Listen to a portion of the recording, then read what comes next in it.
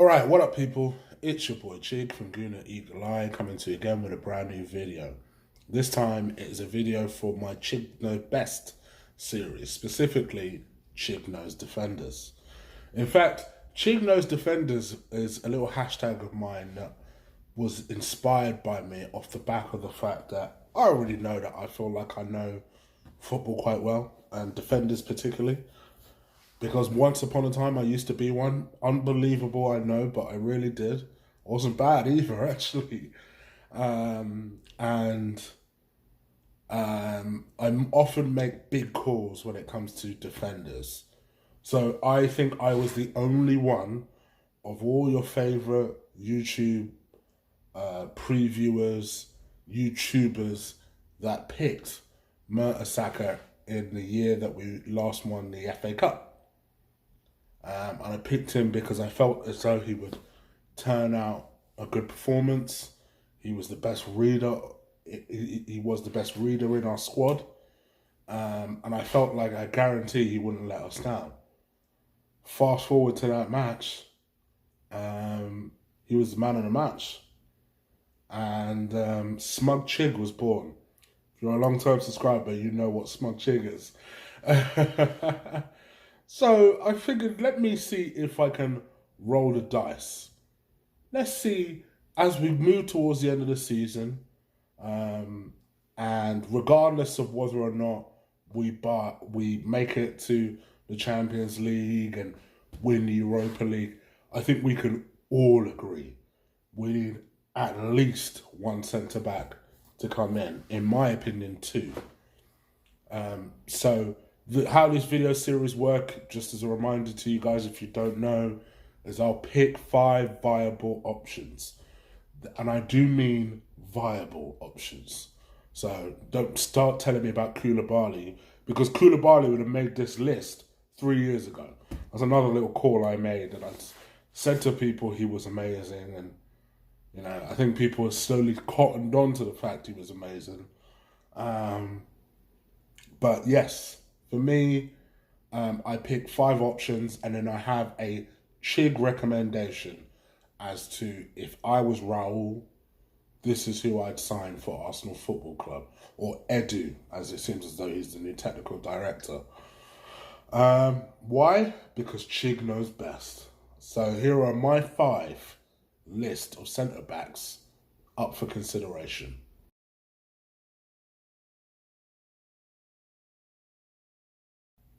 Now, number 1 is Lewis Dunk.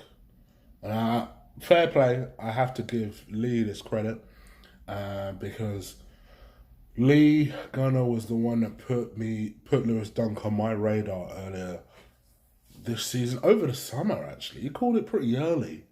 No, it wasn't over the summer. It was September-ish when he said something along the lines of, you should keep an eye on this Lewis Dunk guy, you know. And I have been since he said that, and I've loved everything about him. He's 27 years old, plays for Brighton, Hove Albion. That's the team, right? 6'4" centre back, big fuck off, stocky, heavyweight motherfucker. You know, one of them kind of guys who's very, very strong, very, very present. And has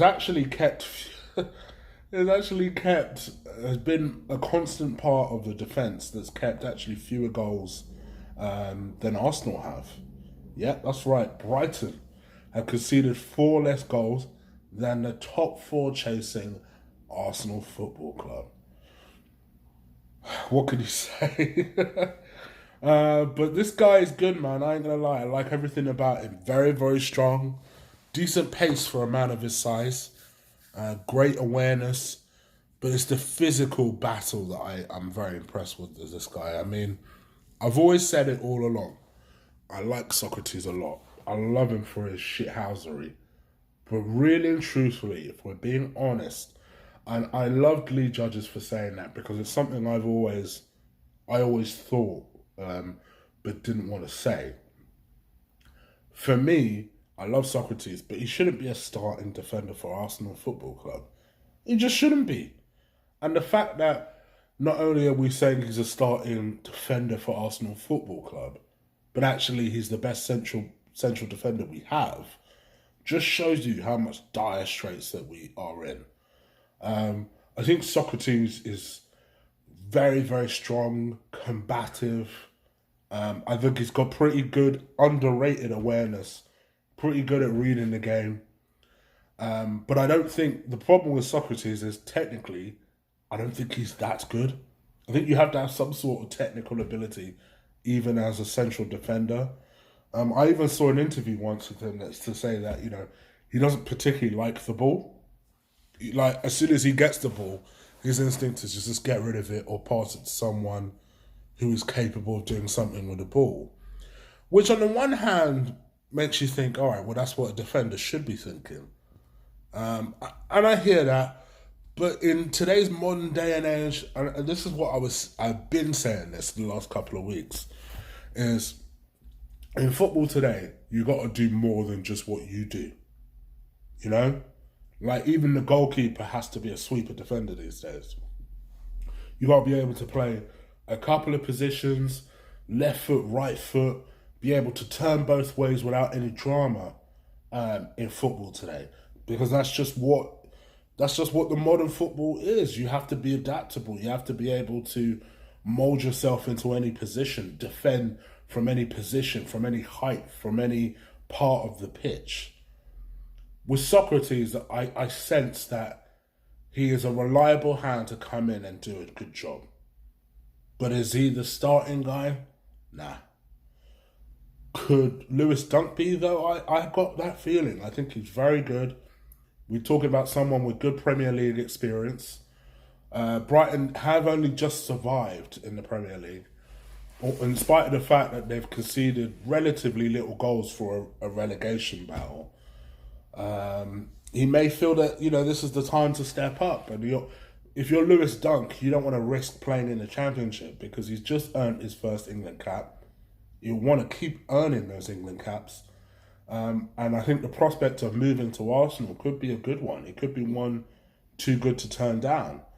And if you're Brighton and Arsenal come in and offer 10 to 15 million for Lewis Dunk, let's say for the sake of argument, because he's English and he's young, 20 million for Lewis Dunk. I think that's a good deal all round. I think from our point of view, we get a good, proven defender with some size and some capability to him that slots into the team without seamlessly without any issues.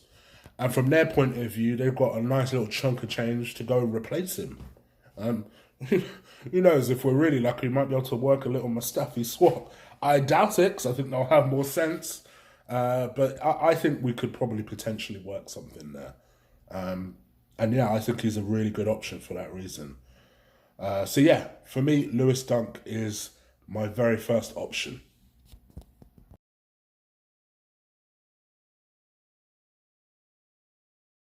Number 2 on my list, Nathan Ake. Now, this one will be a surprise for a lot of you guys because you've never really heard me talk about Nathan Ake, but he's someone that I have been watching very, very closely. The Dutch international who's 24 years old. Another big guy. We're talking someone who's at least 6'1", 6'2". Bournemouth central defender, left footer, and a very interesting player. A player who has just gone a little under the radar.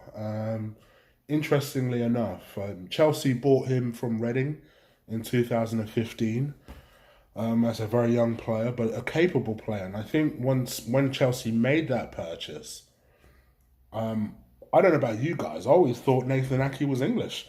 But just goes to show you to pay closer attention to these things. But yeah, Dutch international, Ivorian parents, and yeah, he's gone on to make a good number of appearances for Bournemouth. He was obviously on loan, then signed permanently 2 years ago for 19.3 million. And has gone on to do pretty well for them. When they initially signed him permanently, he made 38 appearances. This season he's made 33. I like this player, because I feel like if we were to make that purchase, and they're talking here 30 to 40 million, so we're talking someone a little bit more pricey. I've just got this feeling, and I'm not just saying it because they're both Dutch, I promise. I've just got this feeling that making this purchase would be like when Southampton bought Virgil Van Dijk. Before Virgil Van Dijk got really, really good. I get that kind of feeling about him.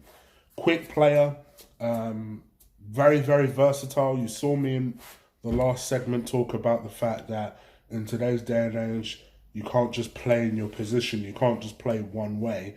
You got to be able to play a variety of different positions. Well, he can. He can play as a makeshift left back. He can also play as a makeshift defensive midfielder. So those are useful qualities. But he plays his best football as a centre back. Really like him. Great pace, good awareness. I'm going to come to a term very, very shortly when I talk about my third option of a reactor and a clean-up guy. And I'm going to explain the definitions of both of those shortly. But he is a reactor in that sense. Very good first responder type. And actually, I know I've seen a lot of people suggest that, Koscielny will probably be someone that they'd be looking to replace. I actually think Nathan Ake would be a perfect replacement for him. I really, really do. Very, very good. I rate this kid a lot. 24 years old, and I think will only get better. So my number 2 option, Nathan Ake.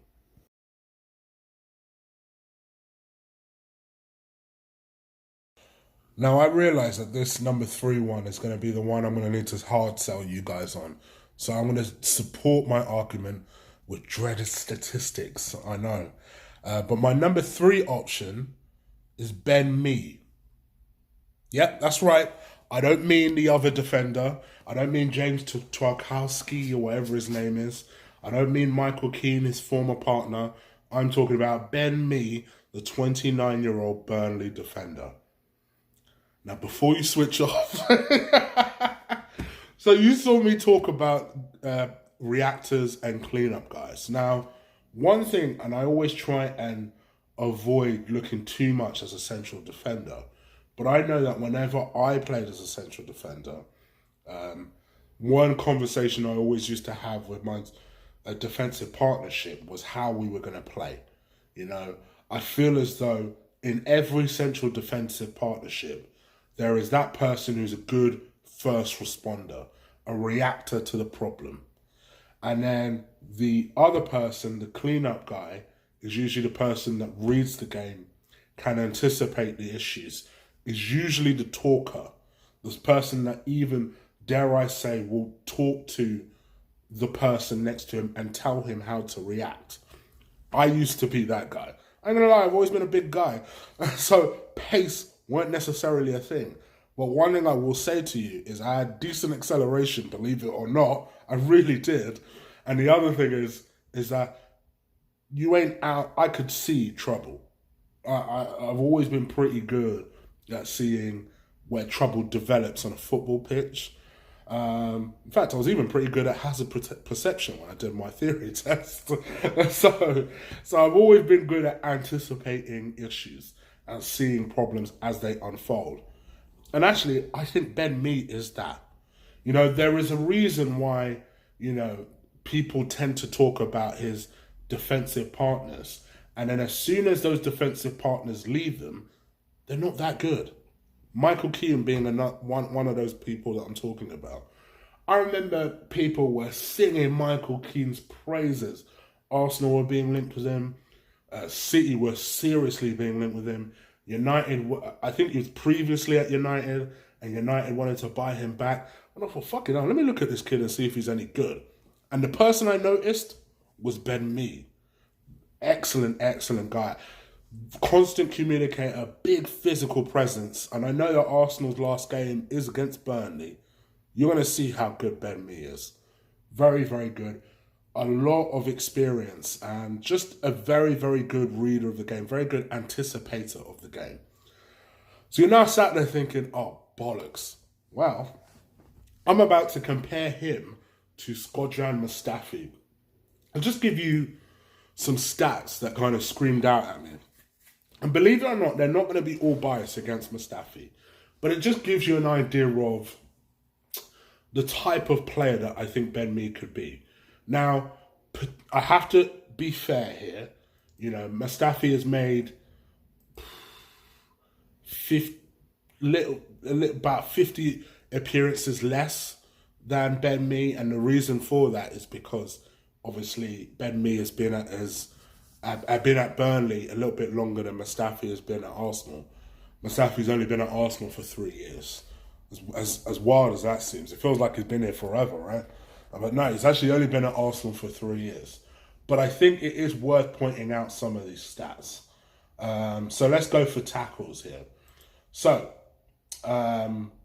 in terms of clean sheets, in his Burnley career, Ben Mee has had 34 clean sheets. Mustafi's had 22. Goals conceded, Ben Mee's had 185. Mustafi has had 99.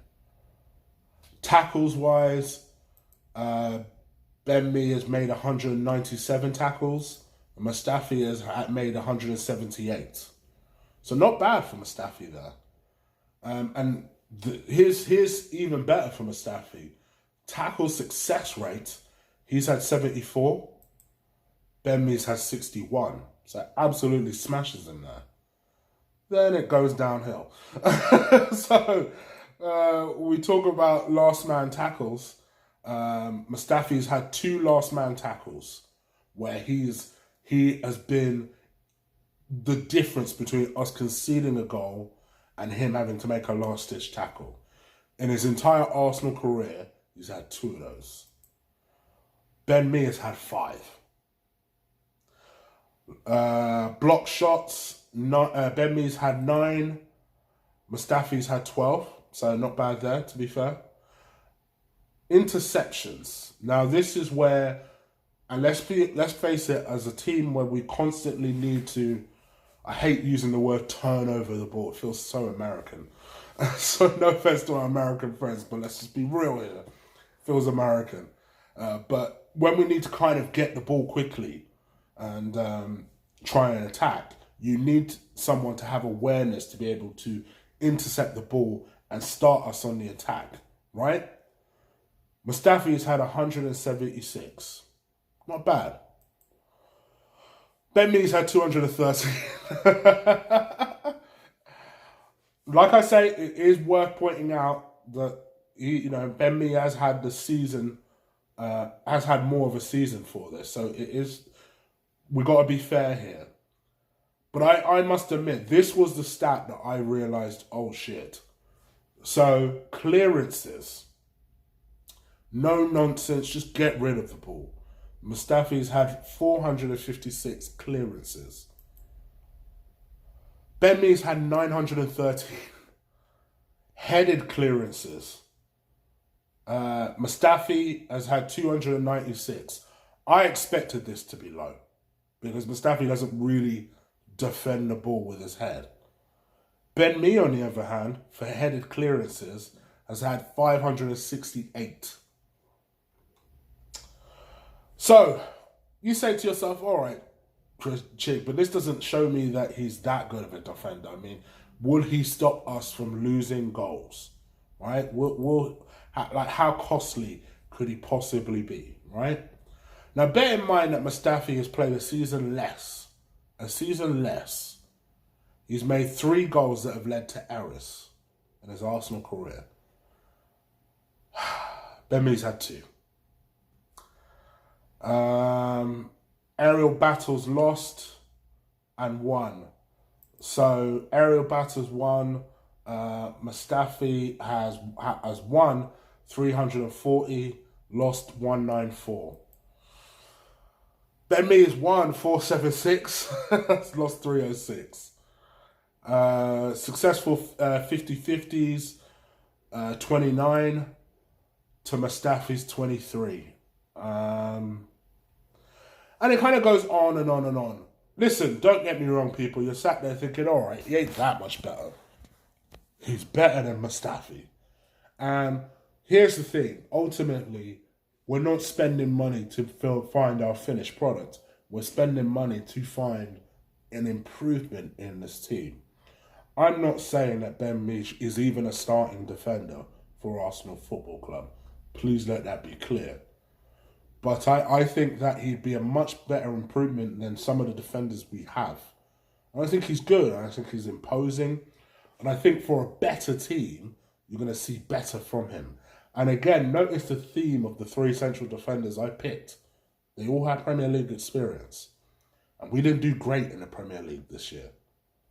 So that would be my reason, my hard sell reason for why I'd buy Ben Mee and why he's my third option on this list.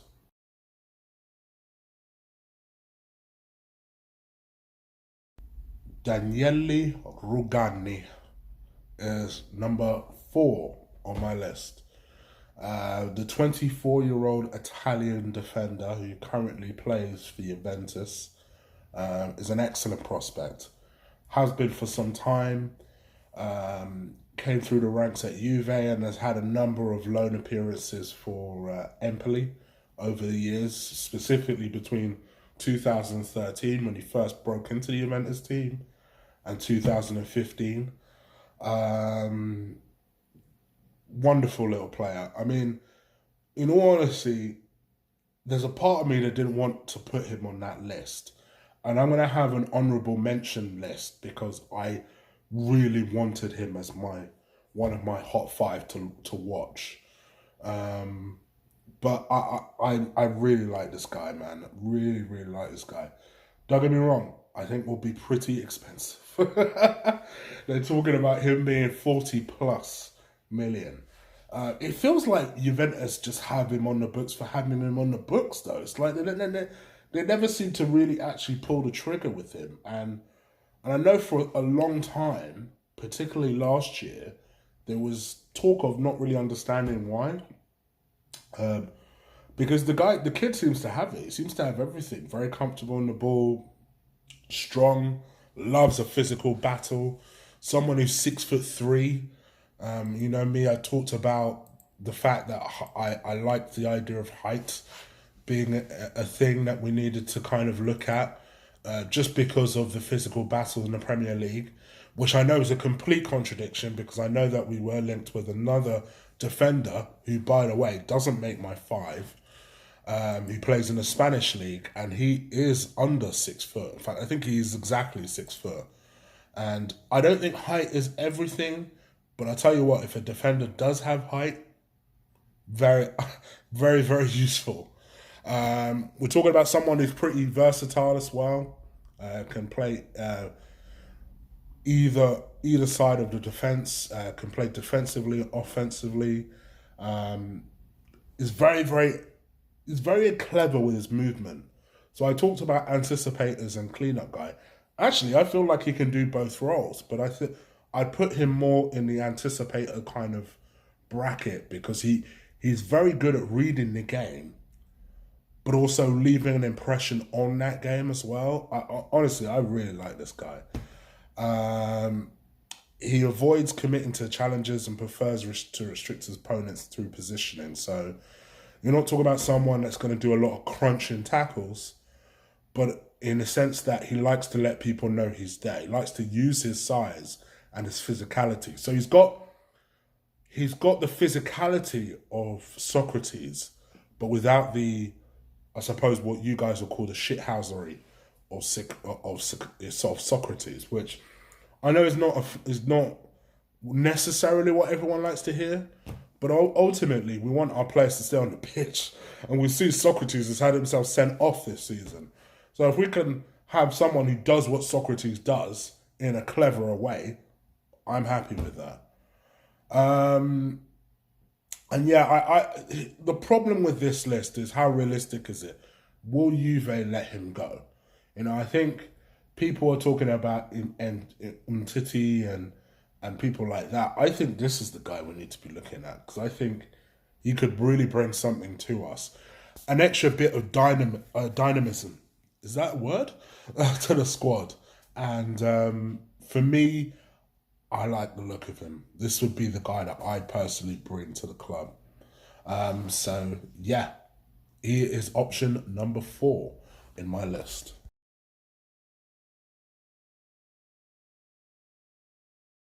All right, my number 1 in the list is Eliseo Romagnoli. Yeah, damn Skippy, I'm putting a bit of accent on. You know, I've got to say this right. Now, I already know that Colin is watching this thinking, fuck off, we have no chance.